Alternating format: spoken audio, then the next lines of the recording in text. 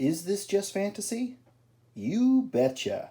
So I wanted to cover a couple of different comics, the recent comics that I have read. None of which I feel like I wanted to cover in its own separate video, but just I wanted to talk about just some interesting tidbits about each of these. So we have Tales of Asunda. We have Summoner's War Awakening, uh, Fire and Ice, and The Sacrificers. So these are all just new comics, newish comics. I mean, this has been out for a while. I only just recently got around to reading the first issue. But I just kind of wanted to talk about it because I don't think I've picked up any other issues. Um, and I'm not sure if I will, but I might. I might. I don't know. But I'll just get into the first comic. So this is Tales of Asunda by Stranger Comics, an imprint that I'm guessing is relatively new. And what I found first intriguing about it is the covers and the clear shift in locale for this, and even cast for this fantasy book. And I was immediately drawn to it. I was like, cool, I want to see different kinds of people represented in fantasy because it's a place where everybody can be there and be anything they want to be. And so I was immediately drawn to it.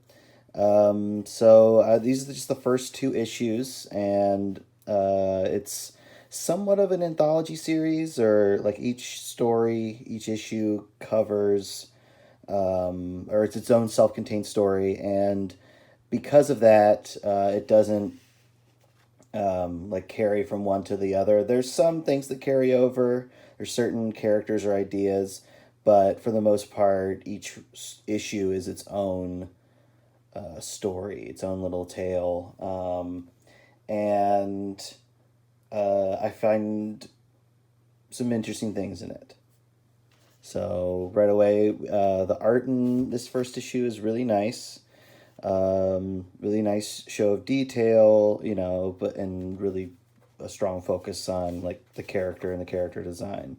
But one of the things that I find not necessarily challenging, but just it is an aspect of this comic is that it just throws you in to a world that already exists and has already got stuff going on, which I'm fine, I'm here for, but it did take some time for me to kind of fully grasp, and maybe not even fully grasp, what is the lay of the land. I mean, one thing to note is, we have, I guess these are our de facto elves in this world. And I guess this is just a human here. Overall, like, really interesting character design. You kind of get the sense of what each kind of person, like, each character kind of is. We have, like, some sort of wizard, but also like a warrior, so some sort of like warrior mage. We have whatever this guy is, like, I don't know, there's different kinds of folks here, interesting looks, and it makes me want to know more about them, so good move on there.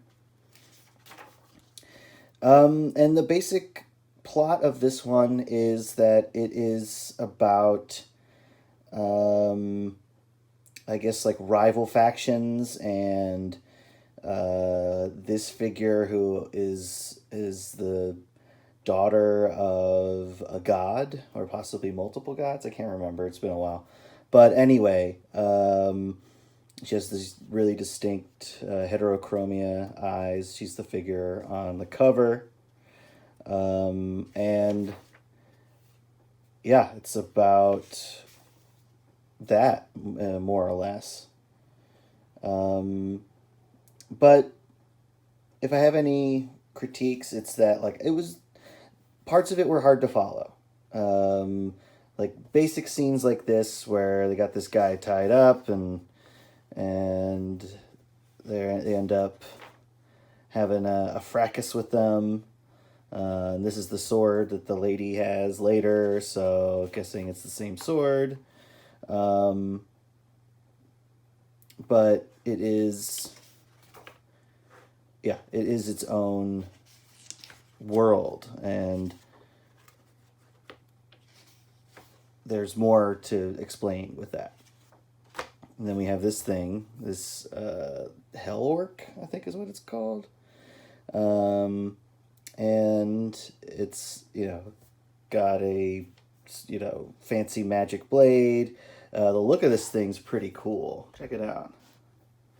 It's really grotesque. It's got these weird tendrils on it.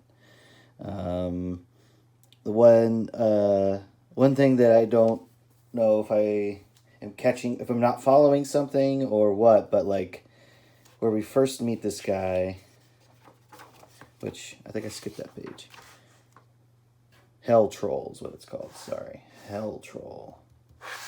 We first meet this guy. Here's what we got. We got this great look. He's got all these skulls on him. And he's coming out of this hole here. Pretty cool. But this is what his getup looks like. And he's got, like a pauldron and, a gauntlet here and some straps and some skulls and a loincloth. Like pretty spare. But then by here, he's got all kinds of crazy armor shit. And I'm guessing it's the drawing of the sword alters his clothing, because it's the same as it is the first time here and here. But then once you get here, he's all armored up, and I'm guessing that's the sword. So the sword has some sort of magic where it generates armor and it's more protective when you draw it. So I'm just going to guess that that's what's happening, because that's the only thing that makes sense, because otherwise the character's design just randomly changes in a panel for the rest of the story. So who knows? And here we have our Phoenix Force powers. So like pretty, it's nice looking art. I really like it. So here she is kicking ass. A lot of the text is very like kind of musing, philosophical. Doesn't necessarily always like correlate one-to-one with what's happening, which I'm fine with. In fact, stuff that's a little too on the nose text-wise doesn't really work for me. Or it's not a good use of text in a comic. But yeah, what is really interesting about this tale is that it is 100% clearly a Pathfinder world. And this, we even have like the deets for this kind of blade and what it does, and the stats for it. So yeah, and then they also apparently have available like a sword. You can get the sword that they have in this comic. So it's something that like I want to do more research into who's making this book, but I just find it really interesting that like somebody took their Pathfinder homebrew and made it into a comic. And it works in a lot of ways, but there's other times where I feel a little lost. I feel like if there was a little bit more of an introduction into the world and the characters, I think I would have had better footing. Because I actually I don't know anything about the source material. It could be that I'm just not the target audience, and that this is for people who have already played the Tales of Asunda module, or whatever you want to call it, for Pathfinder. And so all of these characters are already familiar to you, and the story, is like, oh, this is filling out the backstory of this part of the world or whatever. So I don't know. But at the very least, it's got it's nice to see just, you know, more diversity in fantasy, if for nothing else. But also, like, the art's really nice. There's some cool action and great, interesting character design. So that's, I mean, if you like what you'll see, I'd say check it out. This is issue 2 of Tales of Asunda, and it is even more so a tale unto itself. It's like a little morality tale about going after a flower to impress a girl. I don't need to go over all the details of the story, but that is it. And we have a human boy who's interested in this girl, and another fellow. I'm just going to call them elves because they have the pointy ears, but I'm sure there's a specific name for them in this world, and I just don't know it. But yeah, this other elf boy doesn't like that he's making eyes at the girl, and they're both, you know, going after her vis-a-vis the getting this special flower. Which, that's a classic, like, kind of fairy tale, legendary type of story. And it's through this that this character, who's like heir to the throne, as it were, needs to learn a lesson. And that's really what it's about. You know, and it's all right. It's a nice little story. And it's just, it's a nice story, and it's got some interesting imagery. And honestly, for like a short story, especially a short fantasy story, that what more do you need? A nice little poignant message too. All right, this is Summoner's War, and truth be told, I've never played the game, and I'm aware that it is like a mobile game, or it's at least based on a mobile game in some way. But I picked it up because it was clearly fantasy, and I was like, I want to give it a chance. You know, we have our little Rocket Raccoon Pokemon character here. We have our summoner, I'm assuming, with her magic book. We have this dude with the, you know, bow staff, and some big thing, you know, threatening them. Apparently this is not the first Summoner's War comic, because in the back of the book they talk about a previous storyline, so I don't know anything about that, but if I should look into it, I would accept people's recommendation. And similar to Tales of Asunda, this just puts you into it, and these characters are already established, their relationships are already established, and this story has, much of the story has already happened, and we are joining them at a later point. Fine way to start a story, but I just was a little lost for a bit. The dialogue does a decent job in here of explaining their relationship, and that she is a summoner, and then summoners have protectors that are, I guess, non-magical, that fight for them, and summoners can summon, like, creatures to help them. I do like this griffin, kind of armored griffin type character. And of course the little fox guy, he's kind of cute, which is, I guess, the point. I'm guessing he's not a summon, and he's just like a little animal friend that they have, that can also talk. But yeah, there's some sort of conflict going on, and there's also some sort of MacGuffin that they have, but I'm not really privy to that, and apparently they're in a strange land. As far as fantasy stuff goes, I like this, the look of this desert town. I like this kind of, this walled city. It's well designed. I think it's a good looking city.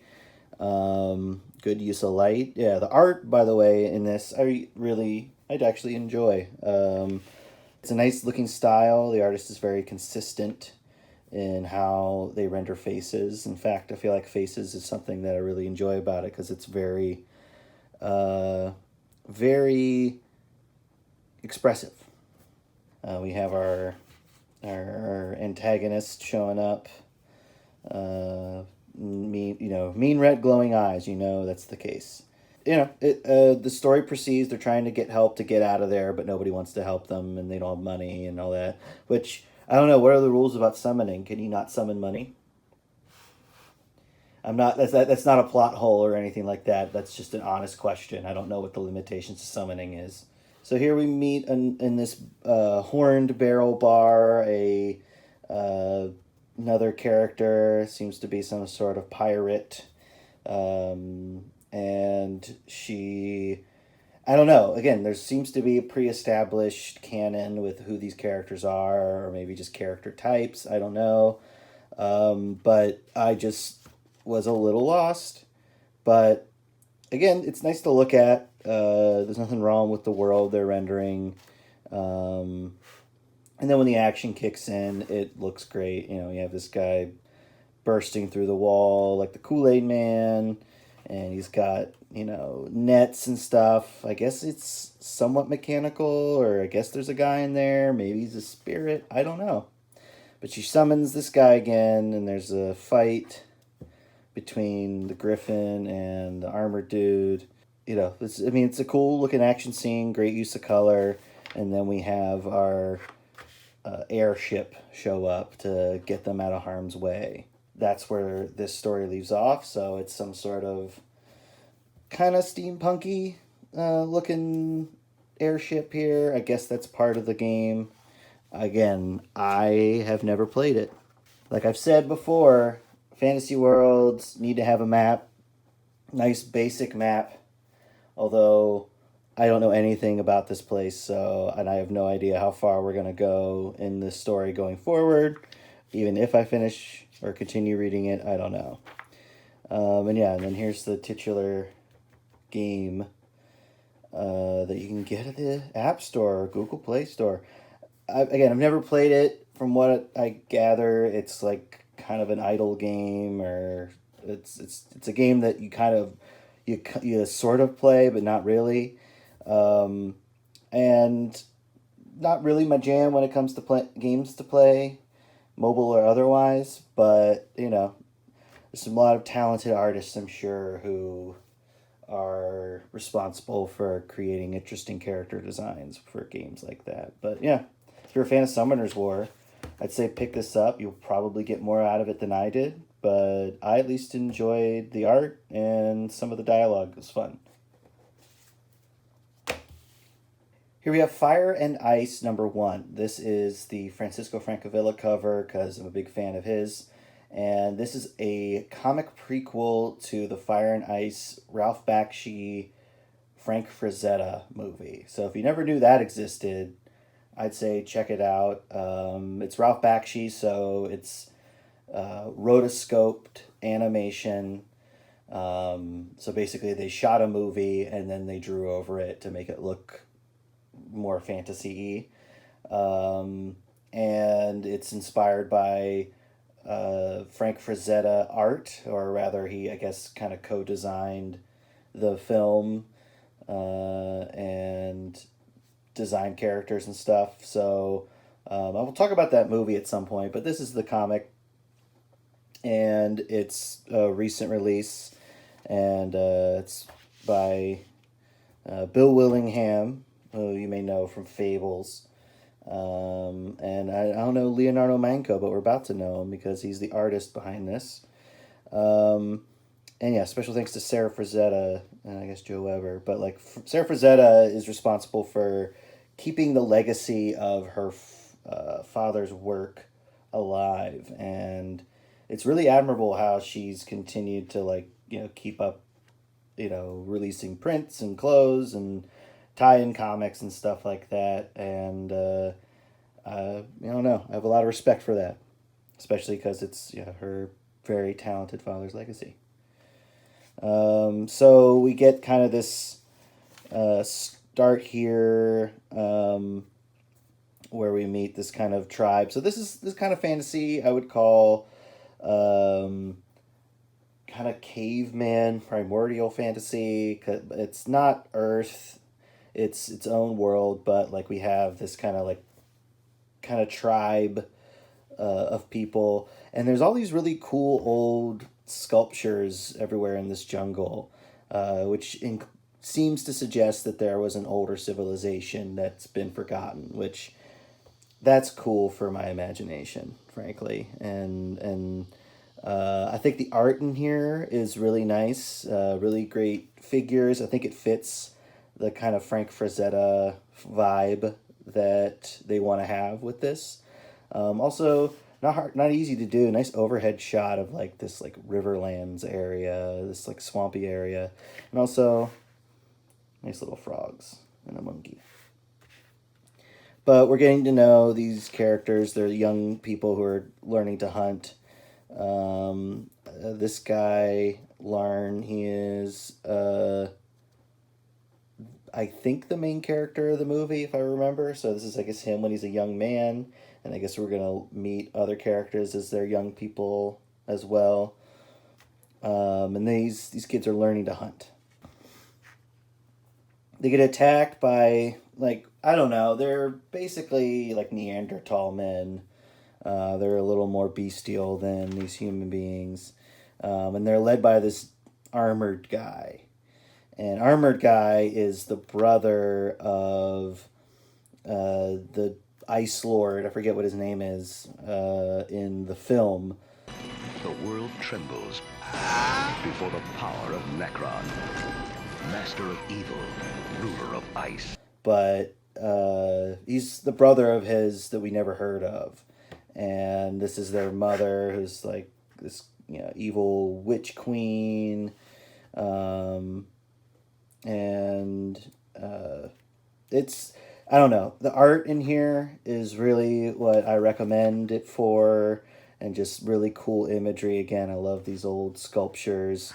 It's nice to know that even in this primitive area that they make really quality bikinis back then, or whenever this is.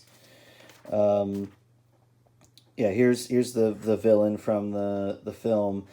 And one thing that I have kind of a bit of criticism of is I like the idea of like, oh, he has this brother who he's a rival with, and I figured that would be a big part of this prequel series, but he kills him in a single page here.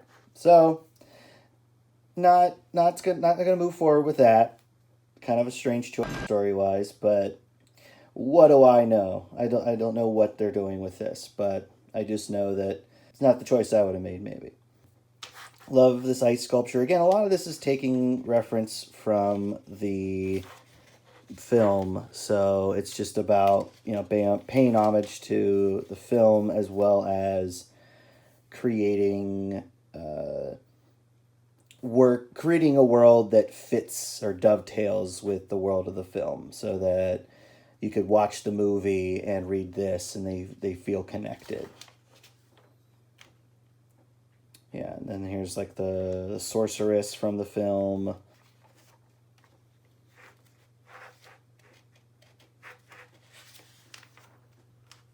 Has these great colors in here. The art is all nice.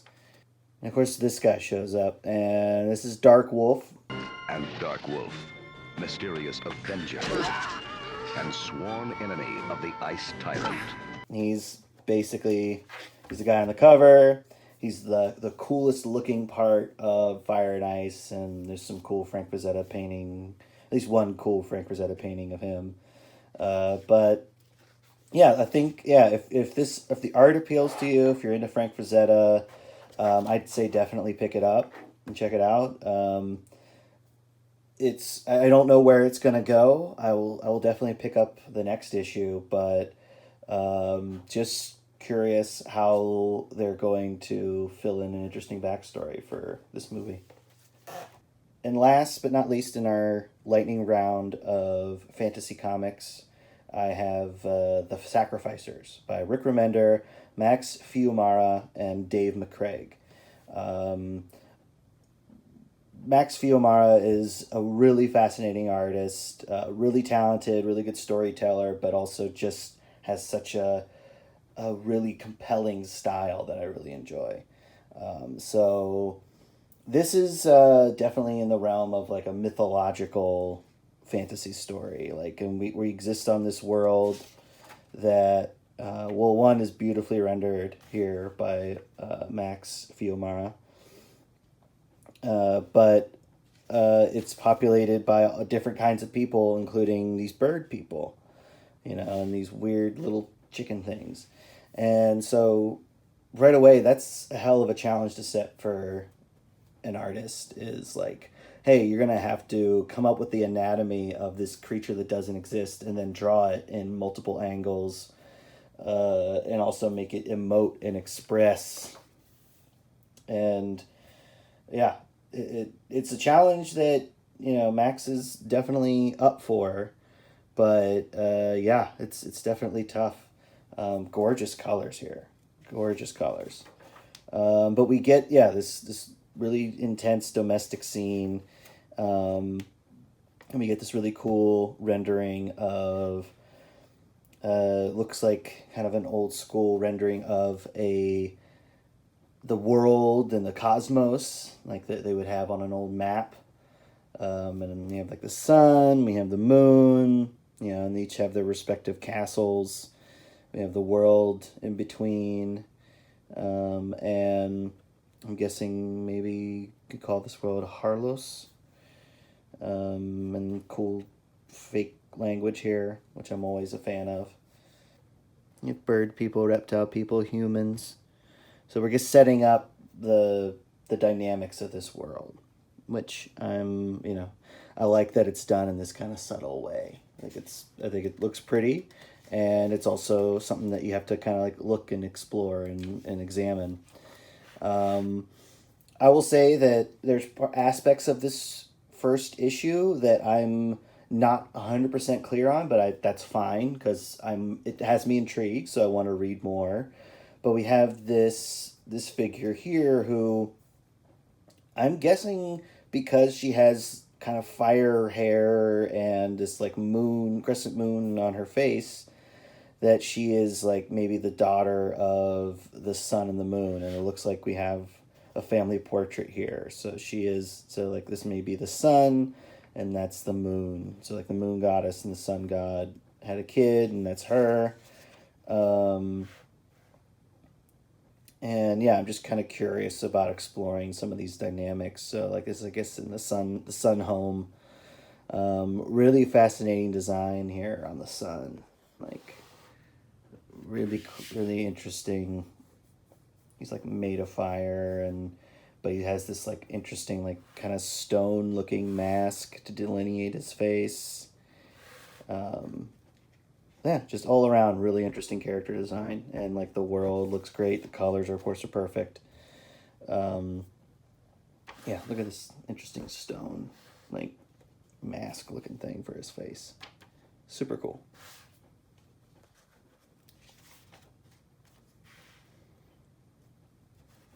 Yeah, no shortage of great visuals, and it's clear, like, yeah, this is the sun here, and he's making the sun rise, and the key thing here, though, is that these figures show up to take a person, or I guess a bird person or whatever, to be sacrificed, and I guess it's a sacrifice to the gods, and because it's called the Sacrificers, and we get the kind of the heartache of giving somebody up, or someone willingly giving themselves up to be sacrificed. And we have like a turtle person, a human, and other bird, the bird person and stuff. So it sets up a really intense world, and I'm interested in seeing where it goes.